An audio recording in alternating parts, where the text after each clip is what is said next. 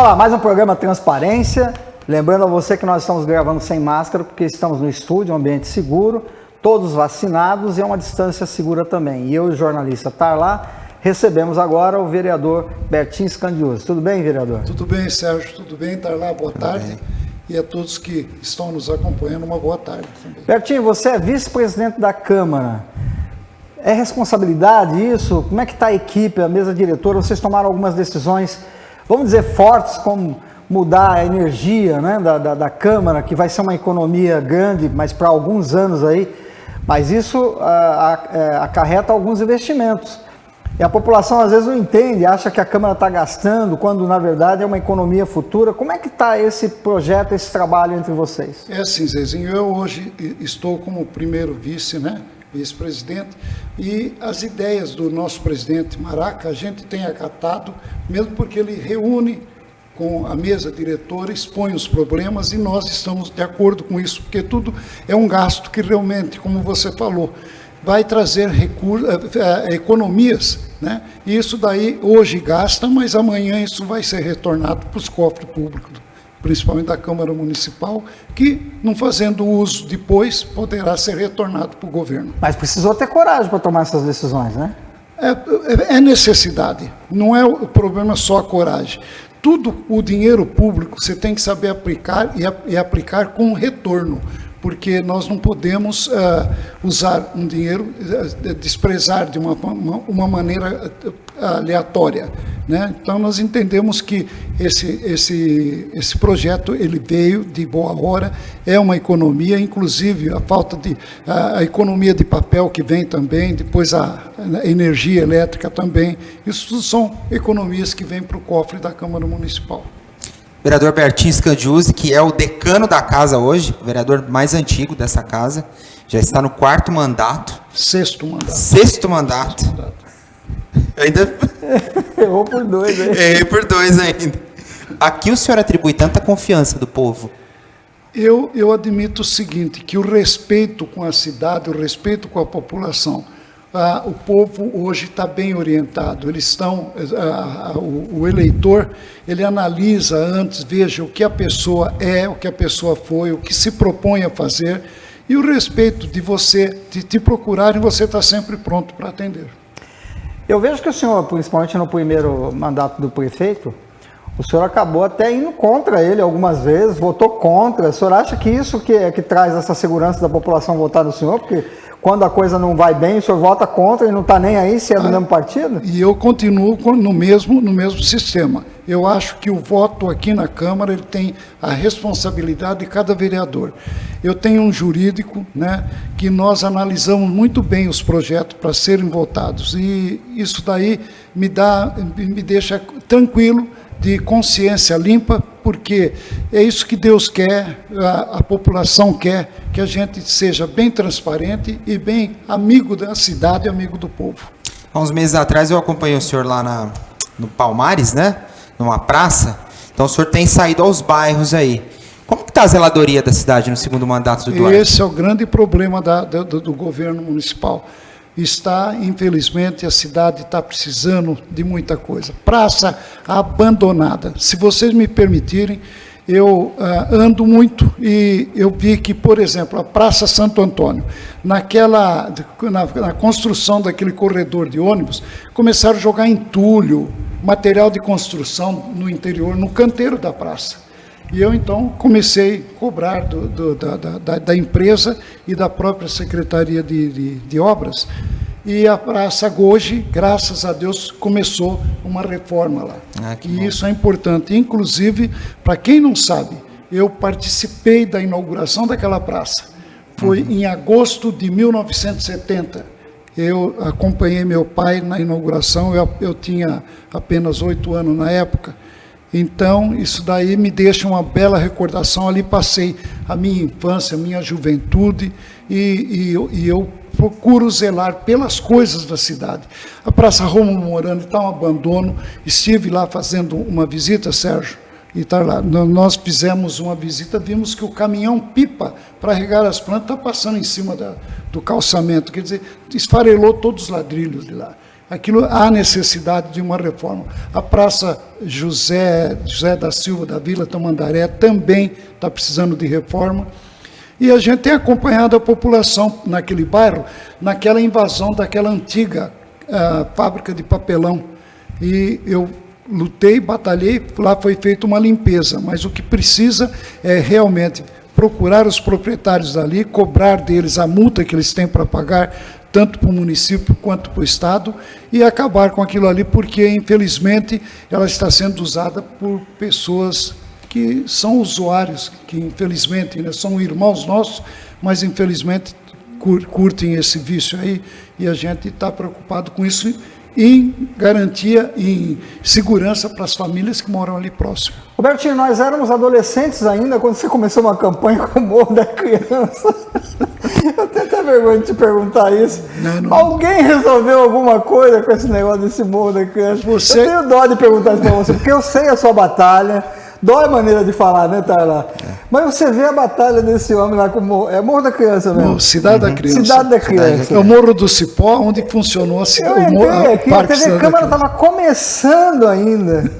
Era uma embriã ainda. E esse homem já chamava as equipes para ir com ele. É prefeito desse, prefeito daquele, prefeito...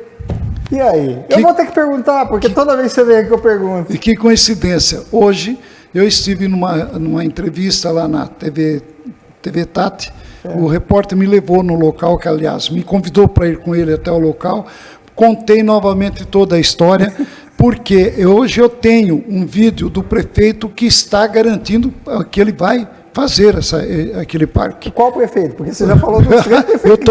Eu estou confiando no prefeito Duarte Nogueira. Está lá, eu tenho... Mas você tinha vídeo de outros prefeitos que garantiram também. Não, passei com a ex-prefeita, né? Porque aquilo ali, para quem sabe, já contamos aqui várias vezes. Foi uma permuta que eu lutei, porque ali nós fizemos duas missas campal de Nossa Senhora Aparecida, e uma encenação da Paixão de Cristo. Aí o proprietário me procurou para vender aquele morro para a prefeitura municipal.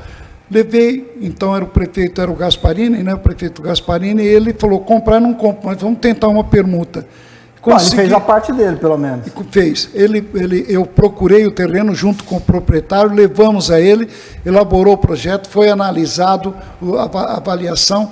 A prefeitura, naquela época, recebeu, por diferença de preço, recebeu 3 milhões de reais. E o Gasparini, inclusive, um prefeito sério e atencioso, sempre na hora, atendendo a gente, chegou para mim e falou, com esses 3 milhões, se eu for reeleito, eu faço aquele parque. Infelizmente, não foi eleito. E aí, daí para cá, ninguém fez. Aí, os 3 milhões... Não sei para onde foi, quer dizer, foi incluído em outros serviços, talvez, né? Porque não é dinheiro público, tem que ser contabilizado. Mas fiz uma emenda parlamentar e o ex-vereador Palincas também fez uma emenda parlamentar para lá, mas, segundo a prefeita, não era o suficiente pelo gasto que tinha. E ela não foi atrás de verba para isso e, infelizmente, está até hoje. Lá, né? Tem outros parques aí também que estão abandonados, né? Nossa, até todos, né? A cidade toda. Você vê esse Parque Santa Terezinha aqui, Santa Luzia, que é uma coisa maravilhosa. Ali tem a lagoa, o pessoal vai pescar lá. Quer dizer, infelizmente está lá no abandono, no meio do mato. É um projeto do ex-vereador e ex-prefeito e ex-vice-prefeito, o Morandini, aquele parque. Que pena, né? Tá lá, mais alguma pergunta? O senhor recebeu em setembro, inclusive nós estávamos presentes na sala lá do presidente, a peça orçamentária do município para o ano que vem, a LOA, né? Isso. A prefeitura divulgou que tem um cenário mais otimista para 2022, em questão de orçamento em Ribeirão Preto. O senhor analisou essa peça aí, o que o senhor achou? O senhor concorda com a prefeitura? Eu acho que dar prioridade, quando você analisa tudo que se refere a recursos, a prefeitura tem que dar prioridade naquilo que a população precisa. Eu acho que isso está sempre em primeiro plano, as condições da população. Nós vemos que hoje, por exemplo, acabei de receber hoje 3 pedidos de internação que as pessoas estão em unidade de saúde, esperando por um leito em um hospital, e não tem leito disponível. Acabou a pandemia, e eu não sei por quê, onde que foram parar esses leitos, né? Então, são coisas que a gente está vendo. A educação, agora parece que está andando, nós estamos com um belo secretário lá que está vendo as coisas, então, são prioridades mesmo, né, para a cidade de Ribeirão Preto. Aí é que eu vejo, quando é destinado a preocupação do governo nesse sentido, a gente apoia. Agora, tem coisas que a gente não concorda, e eu não sou de concordar com aquilo que eu não vejo benefício para a cidade e para o povo. Recentemente, eu vi na rede social do senhor, o senhor fez uma cobrança aí ao consórcio pró-urbano sobre a questão da lotação nos ônibus. Sem dúvida. Qual que é a tua avaliação sobre esse consórcio em Ribeirão Preto? Está deixando a desejar. Foi votado mesmo aqui na Câmara aquele repasse dos 17 milhões. Se você me permitir, no contrato que foi feito também no governo passado, lá é bem claro que todo desequilíbrio financeiro, a prefeitura é responsável pelo pagamento daquele desequilíbrio. Por quê? Porque a prefeitura é responsável pelo transporte urbano. Contratou esse consórcio para prestar o serviço, né? O que acontece?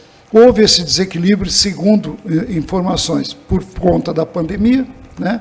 E eles que fizeram foram e cobraram o prefeito. O prefeito mandou o projeto aqui para a Câmara. Eu vi que está no contrato, a prefeitura é responsável por esse repasse. Então, só que nós, para garantirmos, já que o dinheiro é público, e nós temos que olhar sempre para o povo, que quem usa é a classe pobre, para trabalhar, para levar o filho na escola. O que nós fizemos? Fizemos 3 emendas.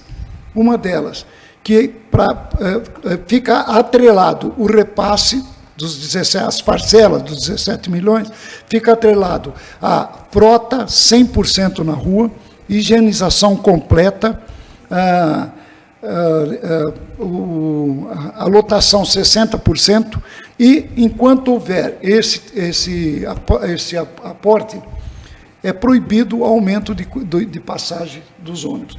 O prefeito aceitou e isso está no projeto. Só que nós estamos acompanhando, estamos vendo que o pró-urbano não está cumprindo com o contrato. Agora são eles que não estão cumprindo. Então eu estou pedindo, através desse requerimento, que seja interrompido, pare de repassar essas parcelas que ainda estão para ser repassadas, enquanto eles não legalizam a situação. Mas vem cá, e mais as parcelas já estão pedindo mais 14 milhões? Mas está pensando que o povo, nós temos que pagar o prejuízo deles? Não é assim. Eles agora, e tem mais uma coisa, junto a isso está lá que o compromisso com os servidores está atrelado também a esses 17 milhões. Então não vem com desculpa que agora precisa de dinheiro para pagar o 13º do servidor, que isso não vai colar mais. Não era mais fácil a Transerp pegar esse dinheiro e comprar ônibus e colocar para rodar, não? Mas o duro é a quantidade de ônibus, né? Esse que é o grande problema. E aí você vai ter que fazer licitação para comprar ônibus, licitação para contratar motoristas. E você conhece o que é o processo de licitação. Quando eles ameaçaram parar, por falta desse repasse, eu não sei se vocês recordam, houve uma greve de motoristas, uma semana. Você viu como que ficou a cidade? Quer dizer, o povo ficou desorientado. Preço alto do transporte do Uber, preço alto do mototáxi. Como que o cidadão vai trabalhar, a mãe vai levar o filho ao médico sem o transporte urbano? Então, foi isso que apertou nós da Câmara, pensando no povo. Imagina, até fazer uma nova licitação, quanto tempo vai demorar? E mais uma coisa, as empresas que porventura perderiam a licitação, elas podiam recorrer. É mais um tempo que vai o povo ficar sem o transporte. Então, é esse que foi o problema. Agora, daqui para frente, agora eles que se cuidem, né? Eles que tomem conta da indo pelo seu raciocínio, e que é o raciocínio correto, porque a coisa pública é muito difícil de fazer. Sem dúvida. Nós vamos ficar refém de novo deles. Eu acredito, agora o prefeito tem que tomar alguma providência, porque sei lá eu, agora... Eles ameaçam não pagar o trabalhador, o trabalhador tem que se defender, vai fazer greve, a cidade vai ficar novamente Mas o problema é que está lá no contrato, né? Está lá que todo o recurso para pagar faz parte desse aporte aí. É muito complicado esse contrato. É complicadíssimo. Tá muito complicado, né? O contrato é que foi mal feito. Isso foi lá atrás, foi confiado, né? E outra coisa, as coberturas dos pontos de ônibus que eles tinham prometido, do jeito que apresentavam o projeto, aqui na Praça da Bandeira, ali ia ter um local fechado com vidro, até com ar-condicionado, até para troca de fraldinha de bebê, quer dizer, é uma coisa absurda. Quem que via falava coisa, o Ribeirão Preto vai ter um transporte de primeira qualidade. Olha que porcaria que está ficando. Bertinho, falar um pouquinho de esporte. Ribeirão Preto carece muito de política pública para o esporte. Até recentemente o Vôlei Ribeirão anunciou o fim das atividades, né, que é lamentável, porque o vôlei já não tem tanta visibilidade, questão de transmissão, como o futebol, por exemplo. Monta-se uma equipe numa cidade do interior, disputa esse campeonato, mas infelizmente tem que parar as atividades. Por que a gente sofre tanto ainda com o esporte, hein? É a pasta municipal que menos recebe verba do município. Quer dizer, o secretário também não tem, a menos que ele procure parcerias com a iniciativa privada, mas esperar dinheiro público é a pasta que menos recebe o recurso. Então, isso daí dificulta. Mas tenho informação que está vindo para a Câmara, inclusive, eu já vi o projeto, tem emendas para ser feita, que entidades bem seguras, entidades sérias, vão assumir alguns campos de futebol na periferia. Por exemplo, no Jardim Zara tem um campo de futebol lá abandonado, com vestiário, inclusive, que o pessoal invadiu lá. Né? Lá tem um depósito de reciclável naquele local. Já está denunciado para o secretário, já fui com ele até lá, viu? Só que agora tem esse projeto que está para vir para casa, sendo aprovado, depois de analisado, nós vamos ter, então, essa parceria que vai assumir os campos de futebol. Se o secretário demorar muito, daqui a pouco tem uma favela lá. Olha, não deu.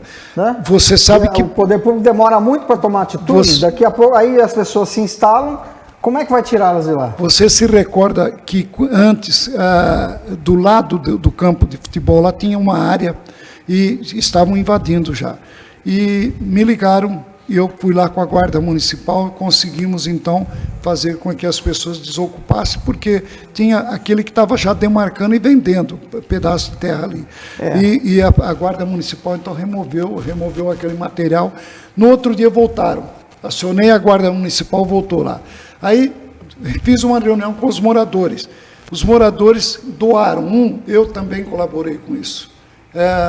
Um deu 5 sacos de cimento, outro deu 10, outro deu 5. Procurei o doutor Eduardo Grege na Secretaria de Obras. Ele juntamente, lembra quando tinha aquela liberdade assistida, que tinha os presidiários que podiam prestar serviço para a prefeitura, junto com aquela mão de obra, ele fez toda a calçada, tudo com material doado, e nós participamos da inauguração. Hoje é uma praça linda, que ia ser invadida também para a favela. Então, a gente procura, né, ver aonde tem, porque a cidade é grande. Se a gente não consegue ver fazendo visitas, a gente recebe informações, aí sim nós vamos até o local. A cidade não tem uma política, pelo menos parece que não tem uma política habitacional. Não tem. Essas invasões acontecem porque, é claro, as pessoas não têm onde morar, elas têm que morar. Tem família, né? Tem criança, tem criança, elas vão morar em algum lugar, então elas invadem.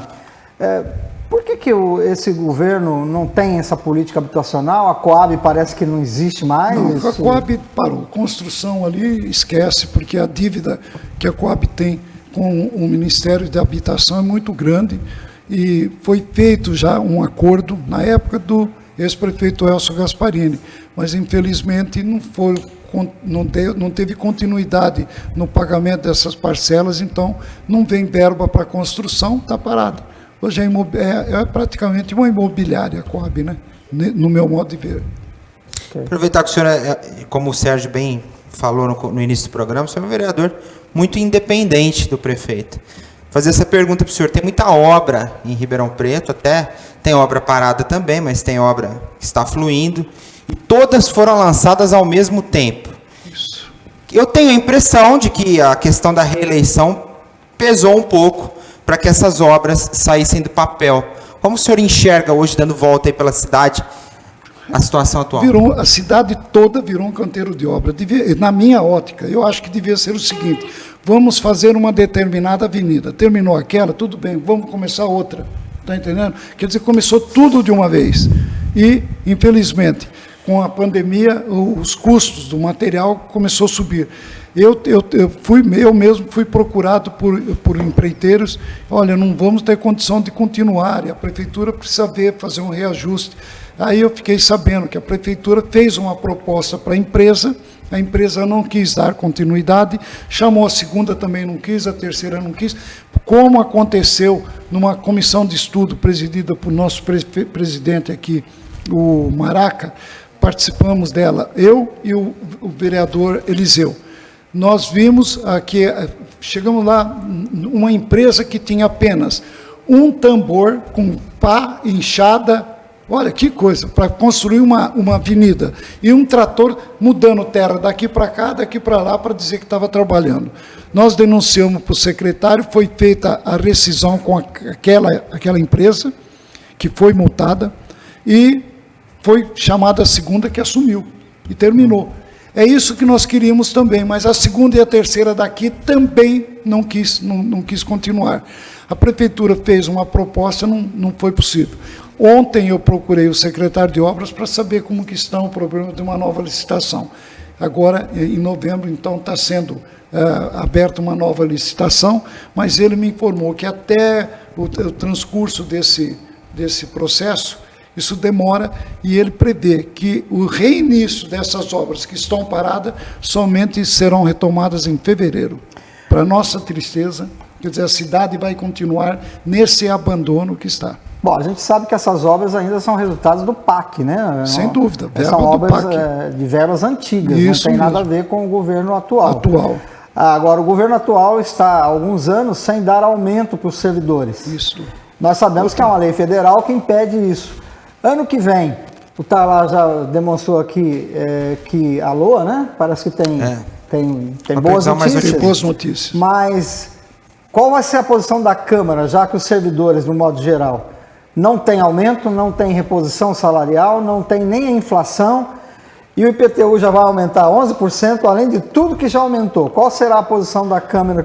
Como é que o senhor imagina a posição dos vereadores e a sua posição? Olha, a minha posição, como das outras vezes, eu procurei o governo, procurei o chefe de gabinete, daquela época era o ex-vereador Nicanor Lopes, inclusive eu fiz uma proposta para que pelo menos desse um mínimo de aumento, mas não deixasse de fazer algum aumento. E isso daí causou um problema, ele achou que eu não estava certo, eu achei que ele também não estava, e até foi uma discussão meio acirrada, sabe, em relação a isso. Eu defendendo e ele dizendo que não tinha condição, que o governo não ia dar o aumento, e não deu mesmo. Mas o vereador faz essa parte, mas infelizmente a caneta está na mão do executivo, né? Fica difícil o governo dizer que não vai ter condição, dando 17 milhões para o programa, esse é o problema. Mais 14 milhões, e dizer que não tem dinheiro para esse é o grande problema, porque uma carta, né, para a gente usar para forçar esse aumento. Já fica aqui a nossa observação, porque provavelmente os servidores vão se movimentar para o ano que vem, porque há tantos anos nós vereadores já estamos articulando fazer uma comissão, ou então todos ir até o prefeito, porque não é possível. Tudo aumentou. Você vê, você vai no supermercado hoje, eu que faço as compras em casa, eu sei o quanto subiu, né, o combustível subindo, e o salário do servidor continua o mesmo. Não é possível, não podemos admitir isso daí. Né? Em alguns servidores, inclusive, eu acho que quase todos os servidores trabalharam, mas a gente não pode esquecer de uma classe muito especial, que é a da saúde, que ficou na frente, arriscando a própria vida. Isso. E eles não querem parabéns nem moções de congratulações, de jeito algum. Não, eles querem aumento de salário. Isso não resolve o problema da geladeira da casa dele, a dispensa, né? Exatamente. Né? Então, afinal, e a barriga dos filhos. Filhos para criar e contas para pagar também. Esse é o problema. tem escola, muitos têm filho em escola particular, quer dizer, são recursos que diminuíram, né, no final do mês na conta do servidor público. Já fica o nosso pedido aqui aos vereadores se prepararem, né? Porque a gente imagina... Se depender de mim, eu estou lá de volta. Porque o prefeito já precisa começar a pensar nisso, porque o ano está acabando, né? E a lei vai até o final do ano. Eu sempre costumo dizer, Serginho, eu vim de uma família de muito trabalho. O meu pai tinha um depósito de ferro velho. Nós, os 6 filhos, trabalhávamos, meus pais também trabalhavam, mas tinha necessidade também de servidor.